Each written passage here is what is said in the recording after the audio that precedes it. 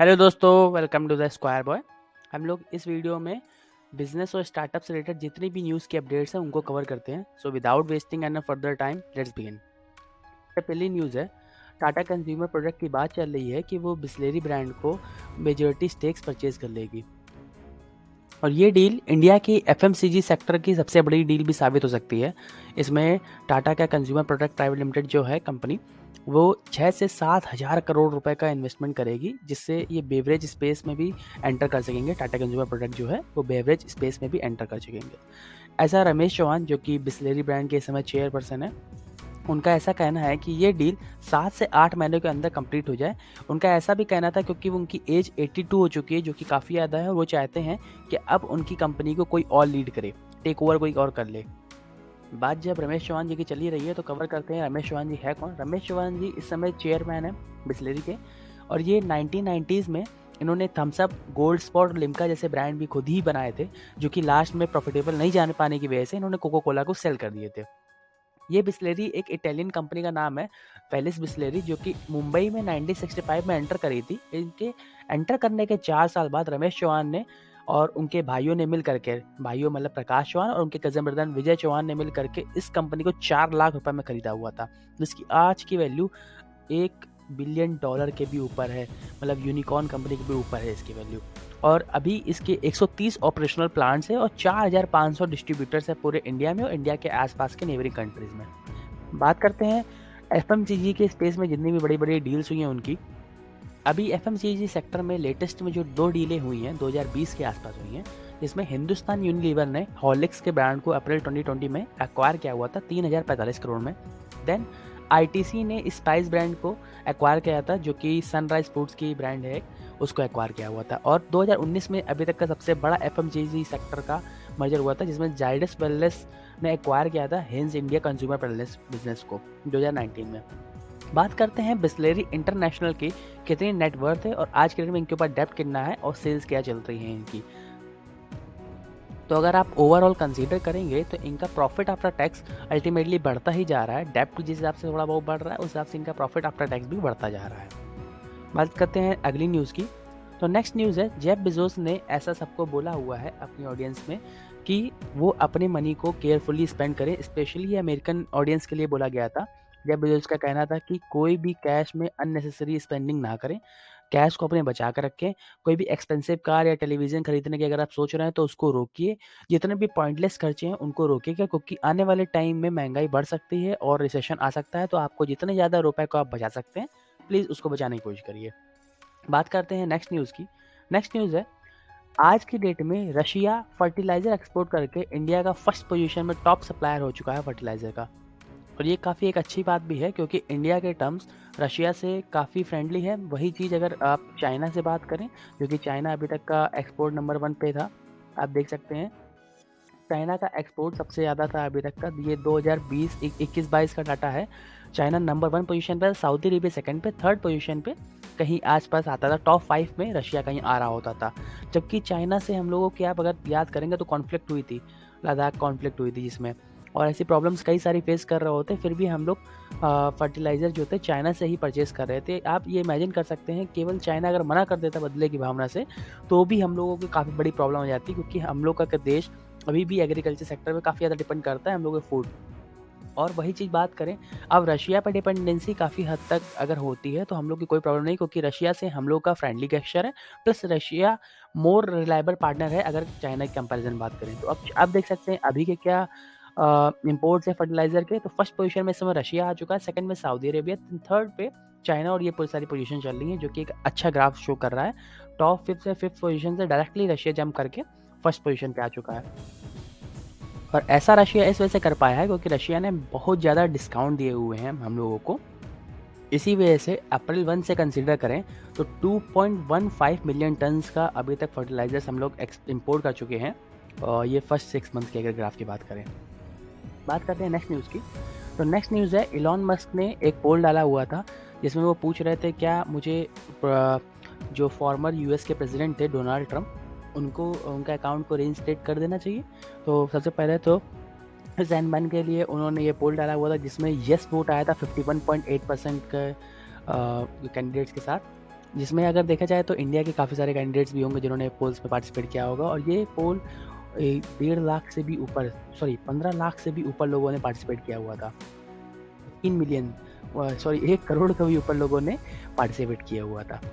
बात करते हैं इस बाद जब डोनाल्ड ट्रंप का आ चुका है अकाउंट वापस, और लेकिन डोनाल्ड ट्रंप ने तब से अभी तक एक भी बार कोई भी ट्वीट नहीं करा हुआ था। उनका ऐसा कहना है, उनका जो खुद का प्लेटफॉर्म बनाया हुआ है सोशल मीडिया प्लेटफॉर्म, वो उसी में ही अभी हैप्पी हैं। जबकि हालांकि मेरा ऐसा सोचना और जनरली होगा भी यही यहाँ तक कि डोनाल्ड ट्रंप वापस आ जाएंगे ट्विटर में, क्योंकि इनकी मेजॉरिटी ऑडियंस जो है वो अभी भी ट्विटर पे ही है। इनके प्लेटफॉर्म में बहुत कम लोग आए हैं, इनको मार्केटिंग करने के लिए ट्विटर में आना कंपलसरी होगा लगभग। तो टाटा सन के चेयरपर्सन जो हैं एन चंद्रशेखरन, उन्होंने ऐसा बोला हुआ है सब सारे के सारे स्टार्टअप को और एंटरप्रेन्योर्स को कि वो पर्पस पे फोकस करें, वैल्यूएशन पे कम फोकस करें। आप $1 बिलियन की अपनी मार्केट कैप छूने के चक्कर में भाग रहे हैं बिना प्रॉफिटेबल हुए हुए। इससे बेटर है कि आप कैश फ्लो पे ज़्यादा ध्यान दें, प्रॉफिट पे ध्यान दें, देन बढ़ें। और इसके साथ साथ आपके ऑर्गेनाइजेशन का एक पर्पस होना चाहिए जिसको लीड कर रहा हो, जिस पर्पस से ही अपने आप सक्सेस की तरफ बढ़ेंगे और आपकी वैल्यूएशन अपने आप बढ़ जाएगी। ये चंद्रशेखरन का कहना था और जिससे मैं टोटली एग्री करता हूँ। ऐसा ही अप्रोच होनी भी चाहिए, तभी बिजनेस फ्लरिश कर पा रहा होता है। बात करते हैं नेक्स्ट न्यूज़ की, तो एसबीआई ने 10,000 करोड़ के फंड रेज करने के लिए बोला हुआ था अपने इंफ्रास्ट्रक्चर बॉन्ड्स को इशू करेगा, जिसमें 5,000 करोड़ रुपए के वो ग्रीन शू ऑप्शन में डालेंगे और 5,000 करोड़ रुपए के वो AAA ICRA से द्वारा रेटिंग प्राप्त हुई इंफ्रास्ट्रक्चर में देंगे 10 साल के लिए। तो टोटल 10,000 रुपए का वो करेंगे। बात करते हैं ग्रीन शू ऑप्शन होता क्या है। तो ग्रीन शू ऑप्शन कंपनीज तब अलाउ करती है जब उनको ऐसा लगता है कि हम अगर मार्केट में ज़्यादा अमाउंट ऑफ अपना शेयर्स बांट देंगे, तो कहीं अगर मार्केट में हमारा प्राइस ज़्यादा डाउन जाता है तो हम लोग परचेज करके कुछ उसके शेयर्स उस मार्केट के प्राइस को वैलिडेट करके बराबर ले आए। तो ग्रीन शू ऑप्शन को कराया जा रहा होता है। जनरली ये IPO के केस में होता है। SBI का ऑलरेडी आया हुआ है, तो फिर हो सकता है कुछ और हो। बात करते हैं स्टेट बैंक ऑफ इंडिया का, लास्ट डे में 0.35% डाउन गया था, बट ओवरऑल अभी देखिए कंसीडर करा जाए एक हफ्ते में या एक महीने में तो ये प्रॉफिटेबल बढ़ता ही गया था। बात करते हैं नेक्स्ट न्यूज़ की, तो लुलु ग्रुप ने 3,000 करोड़ रुपए का इन्वेस्टमेंट करके अहमदाबाद में इंडिया का सबसे बिगेस्ट मॉल बनाने का अनाउंसमेंट करा था। ये अक्टूबर की एक्चुअल में न्यूज़ है, अभी रिसेंट में अपडेट आई थी जिसे मैंने कवर कर लिया है इसमें। ये अहमदाबाद में लुलु ग्रुप द्वारा बनाया जाएगा। 2023 में इसकी कंस्ट्रक्शन शुरू हो जाएगी। लुलु मॉल का लखनऊ और कोची में 2 ऑलरेडी मॉल्स बने हुए हैं। लखनऊ का भी रिसेंट में बना हुआ था, उसके बाद ये अहमदाबाद में बनाने जा रहे हैं और अहमदाबाद में इंडिया का बिगेस्ट मॉल बनेगा। बात करते हैं लुलु ग्रुप की भी, तो लुलु ग्रुप एक इंडियन बिजनेसमैन के द्वारा बनाया गया जो कि इस समय UAE में अपना बिजनेस रन कर रहे हैं। और ये ग्रुप का हेडक्वार्टर अबू धाबी UAE में है अभी करेंटली। और नेक्स्ट बात करते हैं न्यूजीलैंड का इन्फ्लेशन। अभी तक का क्वार्टर थर्ड का इन्फ्लेशन अभी तक की एक्सपेक्टेशन को बीट करके 7.2% हो गया था, जो कि बिल्कुल ही बिगड़ गया था। इसके पहले वाला इन्फ्लेशन थोड़ा सा डाउन गया था और फर्स्ट क्वार्टर का जो इन्फ्लेशन आया था, सेकंड क्वार्टर का जो इन्फ्लेशन आया था वो 7.3 के आसपास आया था। उससे डाउन तो गया है बट बहुत अच्छा नहीं गया है। और एक्सपेक्टेशन ऐसे थे कि एनुअल जो साल का जो ग्रोथ होगी वो 6.6 होगी, इसको भी ये तोड़ देंगे और हो सकता है न्यूजीलैंड का जो इन्फ्लेशन है वो ज़्यादा जाए। बात करते हैं नेक्स्ट न्यूज़ की, तो नेक्स्ट न्यूज़ है फॉक्सकॉन ने $1,400 को हर एक बंदे को चाइना में जो प्रोटेस्ट कर रहे हैं उन वर्कर्स को कहा है कि आप हमारी कंपनी को लीव कर दीजिए, आप प्रोटेस्ट को एंड करिए और हमारी कंपनी को लीव कर दिए तो मैं आपको $1,400 दूंगा। और इसके साथ साथ उन्होंने ऐसा भी अनाउंसमेंट करा हुआ है कि 8,000 युआन वो तब देंगे जैसे ही आप रेजिग्नेशन देकर चले जाएंगे, प्लस 2,000 युआन तब देंगे जब आप बस में बैठ करके निकल लेंगे। ये प्रोटेस्ट काफ़ी ज़्यादा वायरल भी हुए थे, इसकी वीडियोस मिली नहीं क्योंकि चाइना के द्वारा रन मीडिया ने इस सारी वीडियोस को हटा दिया है। अब केवल न्यूज़ चैनल में अवेलेबल है, इस वजह से आप वहाँ पर देख सकते हैं। अभी अवेलेबल नहीं हो पाई यहाँ पर मुझे।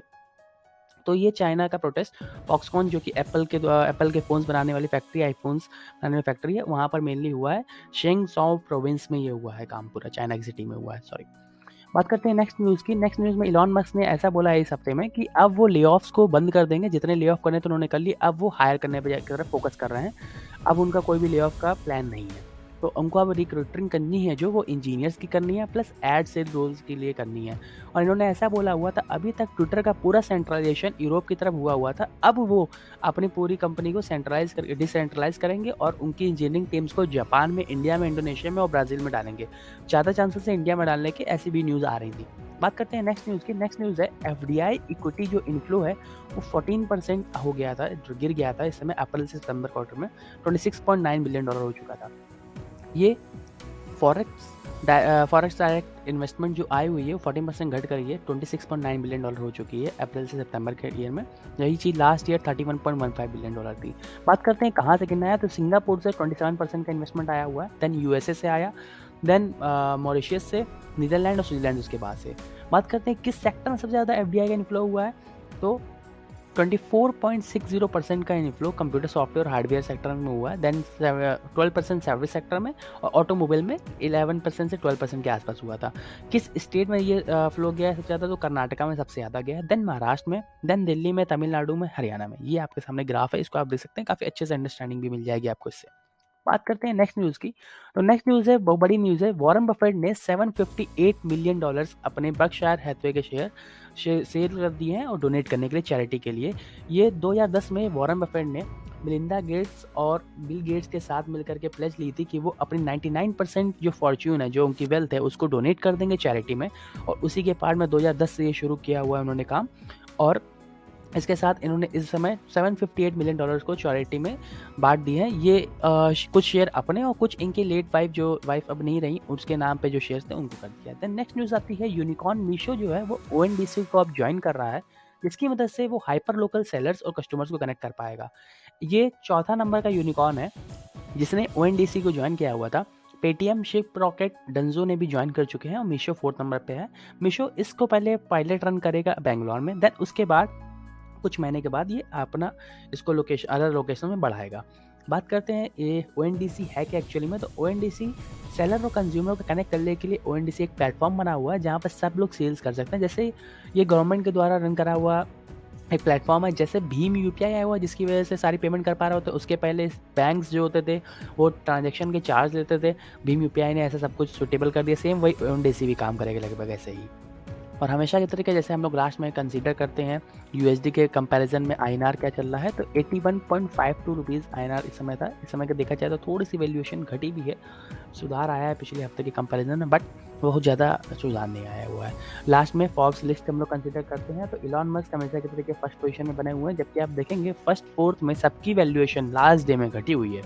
गौतम अडानी के तो $1.6 बिलियन से घटी हुई है, बाकी सबके मिलियंस में घटी हुई है। वही चीज़ आप बात करेंगे 5th to 8th में, 5th to 8th में सबकी वैल्यूएशन बढ़ी है और वॉरेन बफेट 5th पोजीशन में है। 8th पोजीशन में मुकेश अंबानी है, $2.1 बिलियन से इनके नेटवर्थ बढ़ी थी लास्ट डे। ये काफ़ी अच्छी भी बात थी इंडिया के लिए। तो यही पूरी हमारी वीडियो थी, मिलते हैं आपसे अगली वीडियो में, तब तक के लिए धन्यवाद, जय हिंद। आप हमारे चैनल को सब्सक्राइब कर सकते हैं अगर आप ऐसे ही वीडियो देखने में इंटरेस्टेड है।